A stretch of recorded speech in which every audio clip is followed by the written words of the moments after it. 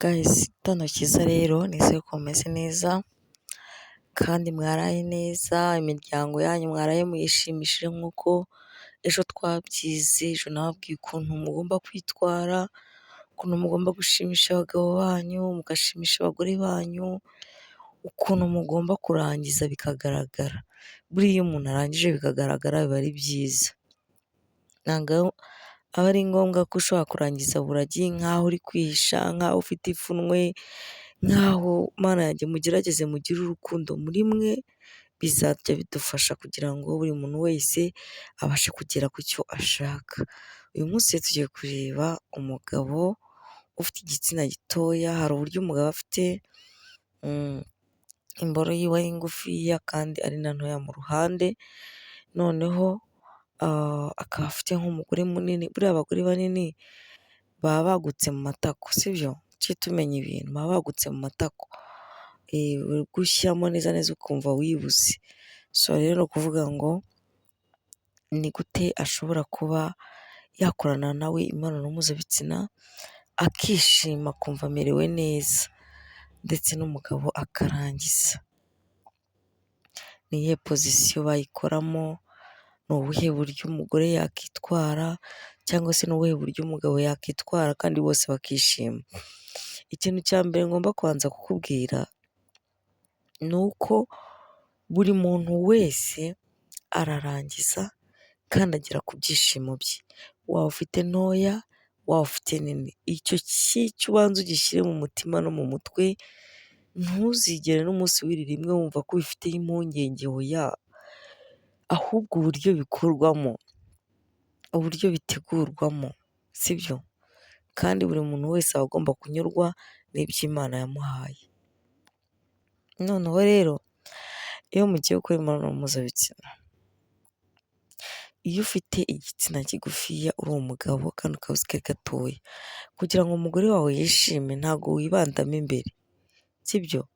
Ntabwo wibandamo imbere cyane cyane, wibanda inyuma ukasa nkaho uri kunyaza witwaje werekeje kuri rugongo, ariko ntubyiteho cyane, ntufate wenda ngo wenda ngo kuko ngo amazi ngo atari kuza, ntubifatire umwanya ubitekerezaho, ya yareke wowe unyazeho cyane kugira ngo umugore arangize. Buriya umugore iyo uri kunyaza hari inyuma, si ngombwa ko amavangingo aza, ahubwo we arishima. Ibyo bintu si ubwa mbere mbivuze, ndumva mbivuze inshuro zirenga ebyiri, we arishima akaba yarangiza. Abo ngabo ni abantu bafite igitsina gitoya.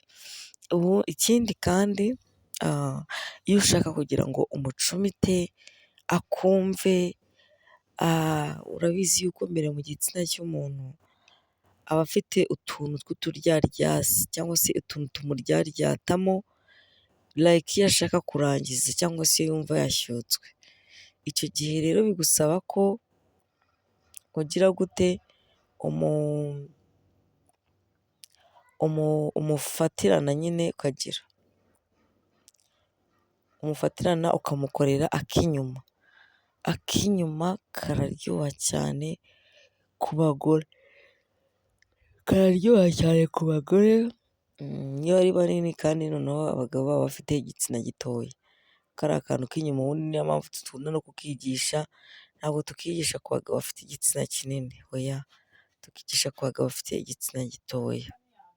Noneho warangiza ugakora iyo bwabaga, ukabikora neza, wamara kubikora neza akishima.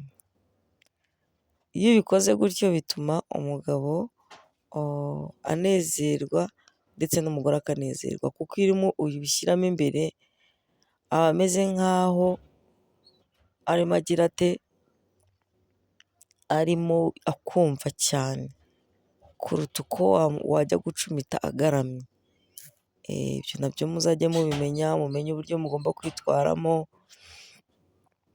mumenye uburyo mugomba kubigenzamo kugira ngo buri muntu wese agere ku ntsinzi cyangwa se ku byishimo. Ibyishimo birahenda, igituma imiryango ibana nta kindi, si uko wenda haba hari izindi mpamvu, oya ni ukugira ngo buri wese ahoreze mugenzi we, umuhoreze umukize ubushyuhe afite, nawe agukize ubushyuhe afite. Ibyo rero biri mu bintu bituma nyine imiryango ibana. Ntimukabitindeho cyane ngo mubitekerezeho cyane, ahubwo ikintu muba mugomba gukora, muba mugomba kwirinda kuba mwababaza imiryango yanyu, kuba mushobora kuba mwakora ibintu bitari byiza cyangwa se mwatuma batekereza nabi, sibyo? Umugabo wawe ntugatuma atekereza nabi, ndetse nawe mugabo ntugatuma umugore wawe atekereza nabi. Bikora uko ubishoboye ariko ujye umubaza niba anyuzwe, nawe ujye ubireba ku jisho niba anyuzwe. Buriya abagore bari mu bantu ushobora kumubaza se uranyuzwe akavuga ngo yego, ariko iyo avuze ngo yego bitari byo, wowe ubwawe iyo ubigenzuye uhita ubibona ko bitari byo. So rero ugerageza uko ushoboye ukore ibintu byiza biciye mu mucyo. Ikindi kandi nk'umugore nawe kora ibintu byiza, ikindi ubwize umugabo wawe ukuri. Bwiza umugabo wawe ukuri, nta mugabo ushobora kubyikorera ngo ananirwe kurangiza, kereka wenda we yacitse intege, wenda afite ikindi kibazo, afite uburwayi, afite iki, ariko ubundi abagabo bo kuko baba bari kwikoreramo bararangiza. Ubwo rero mu gihe barangiza, umugore akwiriye kugira gute, kubyivugira akavuga uti njyewe hari ibintu bitari kugenda neza, hari ibintu bidakunda, kandi nakabaye ngira gute, nakabaye bikunda.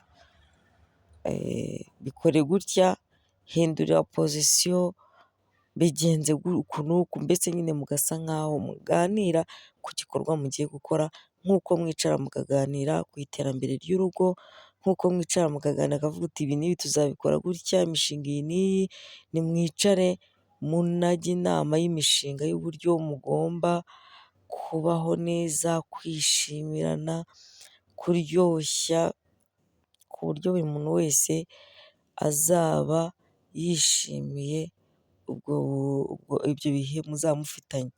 Ariko mu gihe umuntu azajya abikora uko abyumva, cyane cyane nk'abagabo, babikora uko babishaka, babikora uko babyumva, ugasanga wowe uracecetse nta kintu umubwiye, nawe azagira ngo ibyo arimo nibyo bizima abigumemo, kandi wowe nyamara uri kubyumva yuko ibyo bintu atari bizima.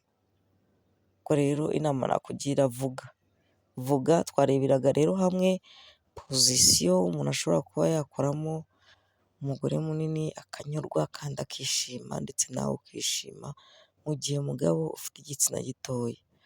Rero kora subscribe kugira ngo wiyandikishe mu murongo w'abandi, ukande kuri ako kazugira kugira ngo ujye ubona notification.